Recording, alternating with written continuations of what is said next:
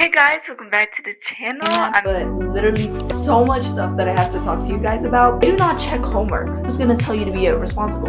Open the textbook. How many nights that I've wasted? Go to bed. Now we're gonna get into more. Don't worry about it. Hey guys, welcome back to the channel. I'm your host Yabella G, and welcome back to Yabella Vlog. Hey, welcome back. Honestly, I hope you guys enjoyed the hair. I promise guys, a curly hair routine is coming up. I saw some people in the comments last video discussing about that. Anyways, I did want to talk a little bit about my weird posting schedule. I apologize so much for not posting last week. It's literally been just heck of a week. I know I keep saying that, but literally February to March is literally the craziest time of the year for me. In October, I'm hating, bro. There's so much stuff that I have to talk to you guys about. Telling you, it's just been really stressful, and I really apologize for my weird posting schedule. My birthday is less than 15 days away. It's coming up, and with that coming up, I'm just really excited for everything. Anyways, this is a little bit different than the videos that I've been doing. You know what I'm saying? I usually do some vlogs, high school stuff, etc., etc. But I did want to do something different, especially because for my birthday, I edit like a birthday vlog, etc. And something that I wanted to was not just only for myself, but for you guys as well, as 7 things to know before you turn 17. These are life lessons that I wish I knew before I turned 17. Okay, it says it in the title. And being 17, it's a huge age for me. Let's get into it. All right, so I divided this into 3 categories. One being academic, spiritual, socially, and category being anything else. We're gonna first dive into the academic field because I know, you can trust me as a junior here at high school. You might want to hear these academic tips, so please tune in, okay? Please tune in to your big sis. Let's get into it, yeah. So the first thing is so basic and yet so important. Please do your homework as soon as you're given it. I'm not kidding. Any single breathing second that you have, soon as you get home from school, do your homework. I'm not kidding, because it literally says, according to Ebbinghaus's curve, yes, I learned that from AP Sci. Hey, I got a 5 on the AP exam. If you need some help, I got you. But according to Ebbinghaus's memory curve, we basically learn things, correct, on day 1. Our memory crashes on day 2. So if we do not practice the material that we learned on day 1, then we're not going to remember anything the next day. Hence the reason why homework is supposed to be for that specific day. And I understand, like, it can be a bore, like, you know what I'm saying? I have a couple of quizzes that day. It's gonna take some time. However, all I can say and stress about is how important homework actually is for you to succeed in school. While it can be annoying at times, trust me, homework is going to be your best friend, because essentially you're forcing yourself to study, which I think is honestly great. I don't realize this, but in college, when you guys get older, I'm assuming you guys are around my age, they do not check homework. They do not check you reading your reading guides. They're not gonna come after you for not submitting an assignment. No, it's up to you to study, and then there's a big final exam at the end of the year that you gotta ace. Who's gonna tell you to be responsible? Only yourself. So make sure that you be doing that homework, not only to help yourself study and prepare for those tests, but to also build that mental discipline for the future. That was a mouthful. Okay. Second thing being that you should use your lunchtime to study if you had no time the past day. I have an hour lunch, which is very, very courteous of my school. I'm gonna be honest, I used to never use it. I used to only use it to hang out with my friends and to eat, which is really fine. I mean, lunch is supposed to eat. But if I do not have time at the end of, say, the day before, and I have a quiz 7 period, I'm gonna use my lunchtime to study. Whether or not you have a long lunchtime or not, use the time during that day to review. If you have a quiz the same day and you're trying to study, it's gonna confuse you. What I'm trying to say is use lunchtime to review. Use lunchtime to remember the material that you reviewed past days, okay? You should not be learning anything on the same day that you have your quiz or you have your test on, because that's gonna mess you up on that quiz. Make sure you studied last night. Just open the textbook. That's all I'm asking. Open the textbook during lunch, in the morning, before you go to school, whatever. Just open it up. Like 2 practice problems, so that it works as a warm-up to get yourself ready to prime yourself for class. Okay? That's it. And the last for the academic section of this video, sleep is always better than grades. I could make a whole video on this. I could literally make a whole video on this. I cannot stress enough how many nights that I've wasted. I wish I never did that. Like, well, you'll be seeing people on YouTube, on whatever platforms, spending all-nighters, drinking all the Red Bulls and Monster drinks at 7-Eleven. Do not do that.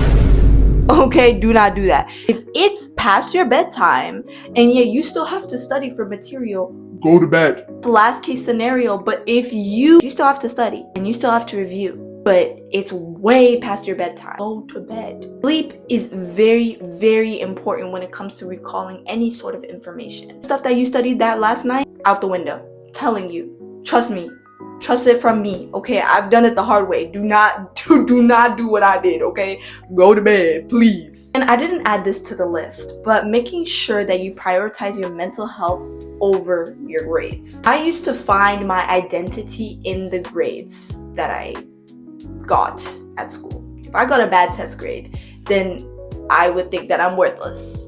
And trust me, coming from a first generation student, trying to craft a career and a life-changing career for my family and my friends, I get it.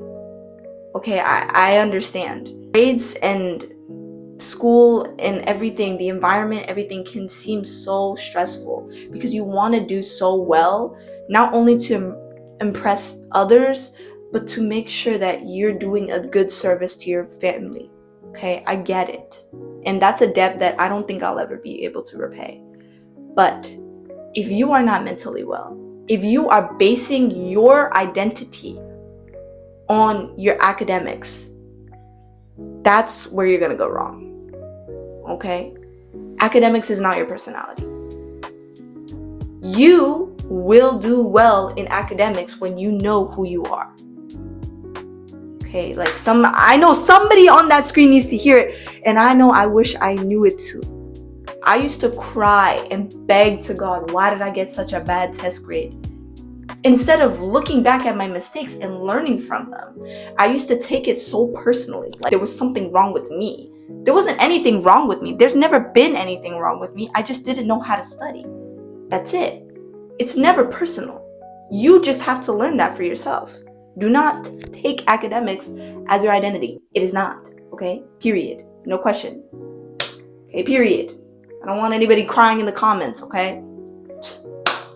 Academics is amazing. I'm not trying to belittle it or anything, but your identity is what's going to take you through life, okay? One bad test grade does not define you, period. I'm going to move on to the spiritual section. You know, I'm a Christian gal. I can help you out with this. Okay, I love this section. This is like, I spent the most time writing this section of this video. Number 1, Jesus Christ is your role model. When I find myself lost mentally is overthinking.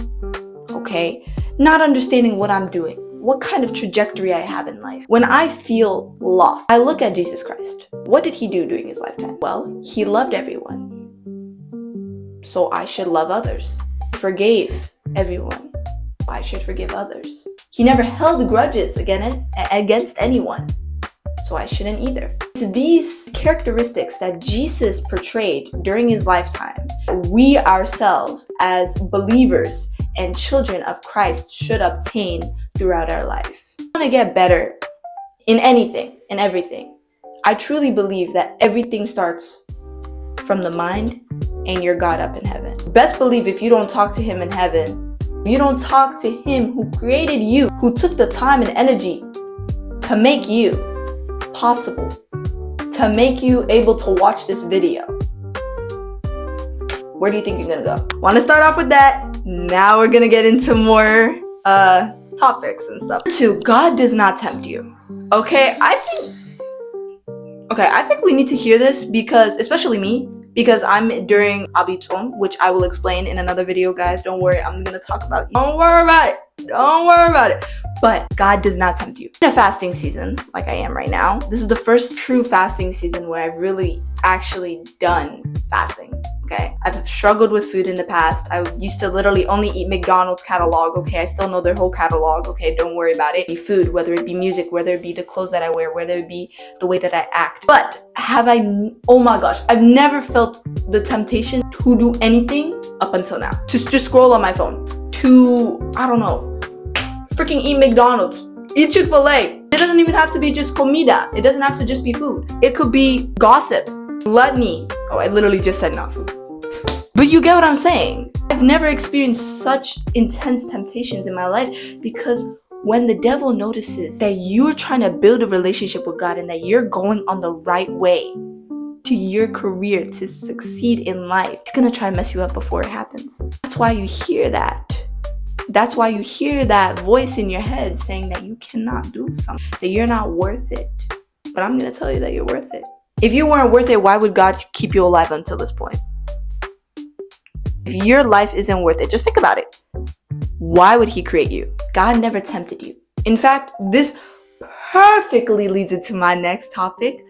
God already gave you the power to overcome your battles. We don't believe it. We never believe it. We always pray to God, God, give me the power, give me the strength, take away these temptations, take away these battles, help me overcome them. He's already given it to you. Girl, you don't have to ask. You have to believe. I'm not just talking to you. I'm talking to myself. Okay? I'm talking to myself. You've already been given the power to defeat your enemy. You just have to believe. All right, now we're gonna transition into the social section, and it's gonna kind of tie into anything else, so let's get into it. Yeah. Number one, no one cares about you. No one's been caring about you. No one cares about you. No one ever will. Okay? Somebody across the screen has to hear it, and I know I've said that like a billion times, but no one cares about you. And it might sound saltish, like I'm trying to freaking, I don't know, insult you or anything, but it's true. So why am I telling you this, that nobody cares about you? It's good. Cause girl, I know sometimes you stare at that mirror and you wonder if people even look and judge you for your outfit. If they judge you for the way that you speak in class. If they judge you for whatever reason. Too many of us, especially us teenagers, I know I'm really talking about teenagers, but it could apply to anyone. We worry about what the world thinks of us. But why don't we worry about what we think of ourselves? The world does not care about us. You freaking, I don't know, do something embarrassing in class. When will they remember it? Girl, they have 6 more periods, okay? They have 24 hours in a day. Why would they remember something that happened in 5? Okay? Like make it make sense. Okay? They're not living your life. You're the one living your life. So why would you care? They don't care about you. That's fine. That means you can do whatever you want in life. You don't have to worry about what the world has to say about you. Because the world is just the world. They're not gonna think about you after they saw you in the freaking hallway for 5 seconds. Forget about it. That's what the world does. They forget. But you know who doesn't forget? You're the God in heaven. Okay, but yeah, you get the point. Hi everyone, a little message from yours truly, Bella G. I wanted to make a couple of announcements because, first of all, hi, it's been such a long time, and I know that I went on another mini hiatus 2 weeks, and it wasn't intentional, I promise. I was looking at my BACCKKKKK video because I recorded the whole BSU assembly and so many things. I went on field trips and stuff like that. Much stuff happened last week, and I was like so stoked to release the vlog, and I knew it was gonna like, you guys were gonna enjoy it, but I'm kid you not, I'll probably show it here, but it's literally an hour worth long of videos, and I literally could not post it last week, and so I just skipped last week. It wasn't intentional. I was gonna tell you guys, but I just thought that I was gonna be able to post it. It was kind of unrealistic, so I pushed it back, and now I came up with this video, and even now I had to cut off a lot of parts from this video. Let me know if you want a part 2 because I still have a lot of content for this one video. Please let me know in the comments. Make sure to subscribe and like, share the video. Of course, let everybody know your Bella Vlogs is on. She's back on track. I just wanted to make sure that this, oh my gosh, I'm sorry for shaky content. My room is a mess right now, so I'm not trying to show you that right now, but yeah.